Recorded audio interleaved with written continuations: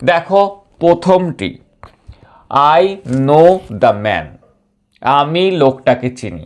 আমরা জানি voice change করতে গেলে কি করতে হয়, প্রথমে থাকে সাবজেক্ট, তারপরে থাকে ভার্ব, তারপরে থাকে অবজেক্ট। আমাদেরকে সবসময় যেটি করতে হয়, অবজেক্টটাকে আমাদেরকে কিন্তু সাবজেক্ট বানাতে হয়। তাহলে আমরা লিখছি দ্য ম্যান।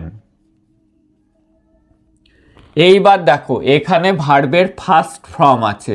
যদি ভার্বের ফার্স্ট ফর্ম থাকে, ভার্বের ফার্স্ট ফর্ম দেয়া থাকলে আমাদের ইজ অথবা আর ভার্বের থার্ড ফর্ম লিখতে হয়। আর যদি ভার্বের সেকেন্ড ফর্ম থাকে তাহলে ওয়াজ অথবা ওয়ার ভার্বের থার্ড ফর্ম লিখতে হয়। এখানে no, new, known first form আছে, তাহলে আমাদের লিখতে হবে ইজ অথবা আর। এখানে যেহেতু ম্যান একজন রয়েছে, তাই একজনের ক্ষেত্রে বসাতে হয় ইজ, দ্য ম্যান ইজ। নোর ভি3 ফর্ম হলো KNOWN, নোন। এই নোন ভার্বের পরে কখনো বাই বসে না।